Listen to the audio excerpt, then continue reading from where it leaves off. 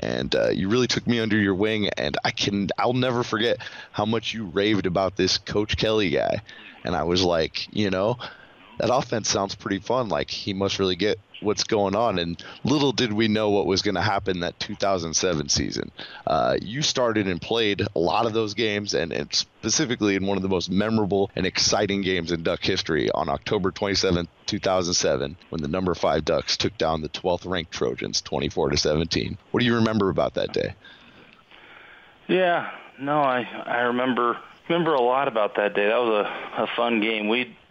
My first start for the Ducks was as a sophomore in 2005 when they had their entire front seven went to the NFL. It was Frosty Rutger and Lawrence Jackson and Cedric Ellis, and I think it was Ray Malaluga and a couple of other amazing linebackers. And we got whooped up pretty good in 2005, 2006. So we hadn't beat USC during my years there, and it was actually the first time we played them where our talent was even comparable to the guys that they lined up against. And I remember we beat USC that day, and it was a beautiful, beautiful day, fall of 2007. And we were far and away the better team on the field, which just during that era, Nick, it just didn't happen much with USC. I mean, they'd rattled off, 5 or 6 Pac-12, Pac-10 titles in a row. And,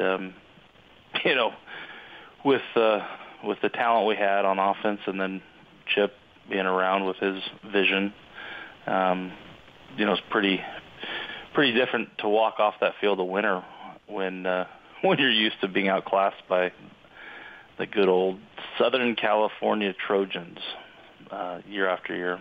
So pretty neat day. And then the next week we went down and beat Arizona State at home. This was the year Nick was being recruited, I think, and beat them at home, and they were a top 10 team at the time. So, I mean, that's how good we were before Dennis got hurt. We had knocked off the USC; they were number 12, and then I think Arizona State was like number 9. We beat them in back-to-back weeks, which is pretty hard to do. Knock off 2 top 12 teams in back-to-back weeks, get up for both those games. And it was right after that, my parents and all of the parents on the offensive line booked their tickets to the national championship game. And as luck would have it, Murphy's Law type thing, it was right after that we learned that our quarterback, who had 78% of the Heisman votes at the time, was, playing on a string of an ACL. So it was like Murphy's Law type thing. Yep, as soon as you think you have it made, you get some news. But yeah, it was an exciting year. We were number 2 in the country for a while and had the Heisman on our team, and it was a super exciting year. We were probably the best offense in the country that year.